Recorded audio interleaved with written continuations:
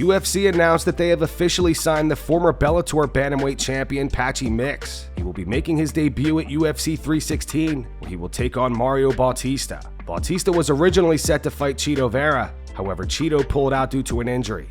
Patchy, no love mix, June 7th, 3 weeks, catch my fight, UFC 316, 21-1. I'm coming for him and I'm coming for this belt.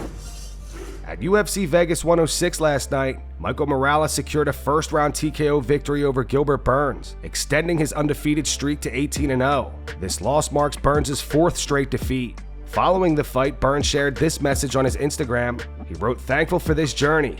I'm still super blessed. Of course, this wasn't the outcome I was looking forward to, especially for this one I work extremely hard. Who saw, but it's the fight game and it's life. Congrats to Michael Morales. Wishing you and your team all the success. It's no sad stories. Grateful for this beautiful journey and for all the lessons. God is good all the time. All honors, praise, and glory are given to him in a win or defeat." This was the first main event of Michael Morales' career, and afterwards he admitted that the nerves got to him. He also called out Garry. And my nerves were killing me, I'm not gonna lie. It was killing me, but all I did was just think of my mom and think of what she says, just be chill, be the person that you are, be the fighter that you are, and listen to your corners, listen to those that give you instructions. And I thought of all the advice that she's given me. I always listen to her, and I said, the person and the fighter that I am is because of the mother that I have. Arruinarles la fiesta. Creo que esta es. That I'm here, I've arrived, I'm here to ruin their party, that I'm just gonna, shatter their hopes and dreams. But that's it, Michael Morales is here, and to ruin their party. Buscando a Garry. Creo que I'm looking for Garry. He knows who I am, he knows what I'm about, he knows where to find me, so I think that it'll be a good fight, and hopefully he's up for it, but it doesn't matter, listen, if not him, anybody, because what I want is to get a fight, get this thing going, and they know what I want, and I want that belt.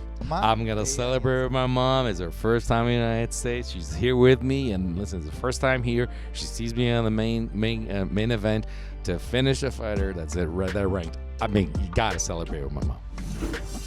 Ilia Topuria says that if Islam Makhachev returns to the lightweight division, he will have to get in line for a title shot. Ilia said, from the beginning, he wanted to give the impression that he had some sort of decision to make. He also said about a week ago, my move up to welterweight isn't going to matter because I'm not planning on vacating my title. You remember that, right? And I had said before that, I didn't move up to lightweight to ask anyone for anything, and that I was the one in charge. So who got their way? Who did what they said? As always, him or me. So after this fight, when I have the belt, he can get in line, which is a long one, and someone's eyes will be shining. Jared Gordon defeated Thiago Moises via KO in the first round last night. After the fight, Gordon said he feels like the UFC should be giving him bigger fights.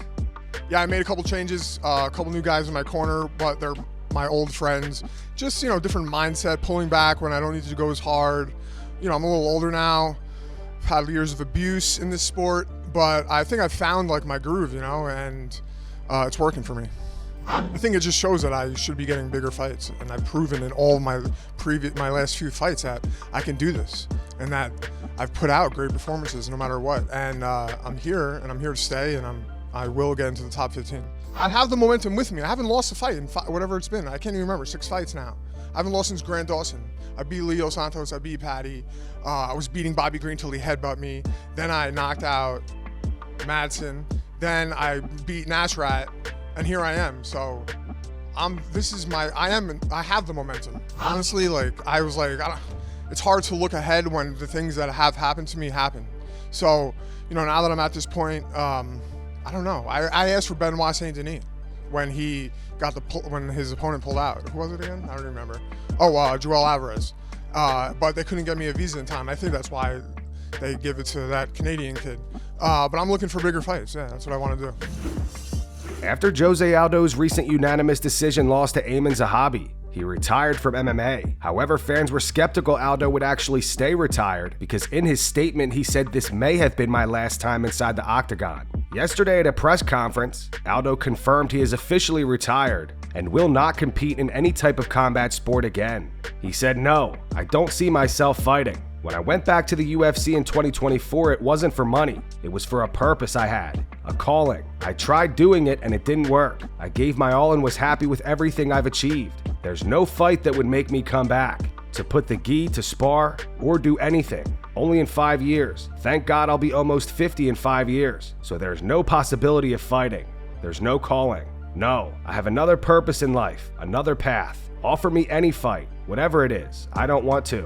I don't see myself fighting anymore, or training, or doing anything like that. Of course I do see myself training here to help my friends. I know how hard that is. So if I can help in any way with the experience I have, I will help with all my heart. But to specifically put gi or anything like that to fight, never again.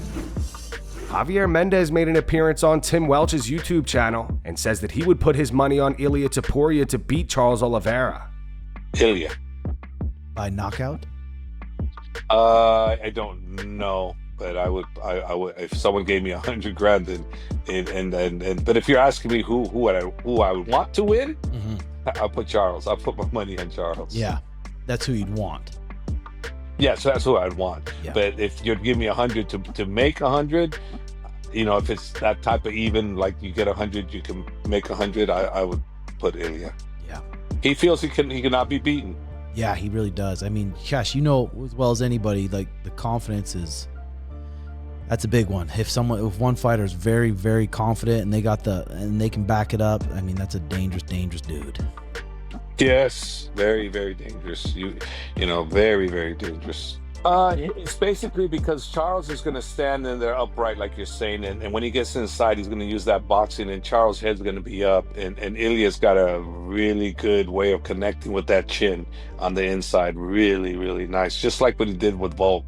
You know, and I think if Charles doesn't get him up the middle with knees or front kicks up the middle, he's going to have a hard time with his boxing against him, and he's going to have a hell of a time trying to take him down. So it's going to be one of those where Ilia's got more opportunities than Charles does. But Charles can surprise us with his length, you know, and up the middle would be really, really well suited for him. And the kicks too, you know, body, head type thing, you know, low, high, you know, he could do really well with that. TJ Dillashaw and Rampage Jackson give their takes on whether or not Dana White is punishing Arman Tsarukyan for pulling out of his title fight against Islam Makhachev. Arman pulled out the day before the fight due to a back injury, and afterwards Dana did not seem thrilled and said Arman will need to go back to the drawing board before getting another title shot, despite being ranked #1 in the lightweight division.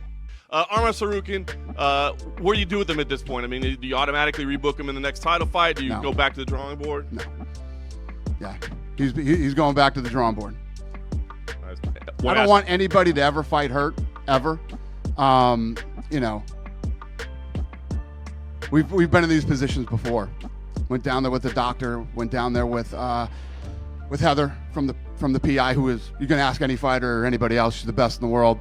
And you know, you miss opportunities sometimes, and he did. So we'll see how this plays out for him next year. I just don't understand the fact of the whole, you know, we're going to punish you because you got. I don't think it's a punishment. I think it's a situation. It's an unfortunate situation, right? Because Topuria and Makhachev, that's a big fight, man. There's a lot of dollar signs behind that sign, right? And Topuria is on a rocket ship as well too. So I think it's just an unfortunate situation, right? I disagree. I think it was a punishment, bro. Dana White hates when people pull out of fights really close to the fight. I really think they're punished, because you remember what he said in the press conference? Like he wasn't going to get. Oh, you didn't watch it? No. He said he wasn't going to get him a title shot. It's a punishment, bro. Because that's why one time. That's why I didn't pull out of fights, because I knew Dana hated. Like once. I mean, he probably should have just pulled out of the fight a lot sooner rather than wait until like last minute. Right? He obviously wanted it so bad. He was like, I've taken fights. My first title defense ever. After I beat Barao, it was supposed to be a rematch against him, and I hurt my back so bad. I couldn't throw kicks like 4 weeks before the fight. I thought it was my back, ended up being my psoas. I found that out after the fight, but like I couldn't throw any kicks 4 weeks leading up to the fight. My back was miserable, but it was like I was just going to take the fight, right? And I took the fight, and I fought Joe Soto on 24 hours notice, and I knocked him out with a kick, so I forgot about my back. But, you know, there's things that like, now that there's so many personalities, you want to make sure you get the best shot, and you don't, like, if you're injured, maybe pull out a little bit sooner. Right? Tom Aspinall gives his opinions on hot takes in MMA. This is Tom Aspinall, and these are huge hot takes to sell. There should be a league where everyone can take PEDs. There are leagues where people do take a lot of PEDs. It should be published publicly. Wrestlers are boring. Absolutely not. If you don't want to get wrestled, learn to get up and scramble properly off the bottom. Jones lost to Reyes. I think at the time I did think Reyes won, but I can't remember. I'd have to watch it again, to be honest. Soccer kicks should be allowed. I think it changes the way that people see the sport, but as a fighter, I do think it should be allowed, yeah. Jiu-jitsu is useless in a street fight.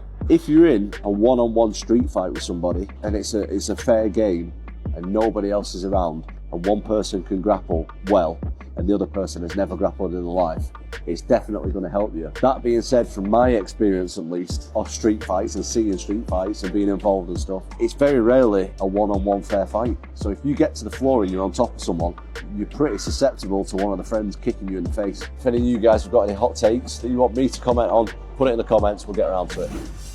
Magomed Ankalaev is now looking for a new opponent and continues to claim that Alex Bejeda and Jiří Procházka will not accept a fight with him at the moment. On X he wrote, "Alex Bejeda don't want the Ank anymore. Let's leave him alone because I'm not a bully. Fake Ninja said he have to go back to school because he cannot read. At Dana White, at McMaynard. Give me some fish." Jailton Almeida replied saying, "Hello, you can call me Jailton Fish Almeida. At Dana White, at McMaynard." Jon Jones posted some footage of him and Hasbulla today, and fans were quick to roast him in the comments. Many compared it to the Mike Tyson situation, where Tyson was unaware that Hasbulla was not a child. For those of you who don't know, he's 22 years old. You know, did you know he was... There was a baby. There was a baby. And I didn't know, I'm hungry, he's punching me, I don't know. Jon posted this to his Instagram. He wrote, "At Hasbulla, did we just become best friends?"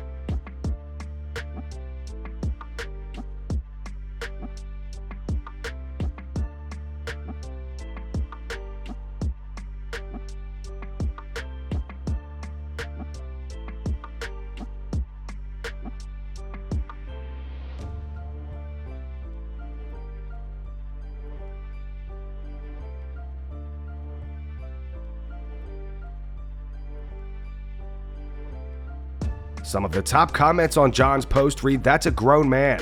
A grown man carrying another grown man. He ain't a kid, y'all. He keeps getting played and tossed like one, gets me weak every time." The reactions on X are similar. "This is so cringe. I wonder if he knows that's a grown man. This might be worse than the Tyson one. It's crazy that after the Tyson incident, fighters still think Hasbulla is a child. And Jon, he is an adult for God's sake." And that's going to wrap it up for the news. Thanks for watching. For daily MMA news and content, subscribe to Full Mount MMA and click the bell icon to be notified when we post videos. Here are the 3 top comments from last video. The first one's in reference to Paddy Pimblett saying that he doesn't think the UFC should have made Islam vacate his title and should strip Jon Jones. It's from Fan Pandatastic. It says, "Paddy is so real for defending Islam and criticizing Jon Jones. A lad for the people." The second one says, "Strickland dares to criticize Bilal after his last performance. Bilal fought like a man more than Strickland ever did and will." And the final one's from your new stepdad 5104. It says, "Jon Jones is trying to antagonize DC into coming back for a trilogy rather than fight Tom." Those were the 3 top comments from last video. If you want to be featured in the next one, all you have to do is comment down below. And if you missed yesterday's news, click the video on screen right now to get caught up.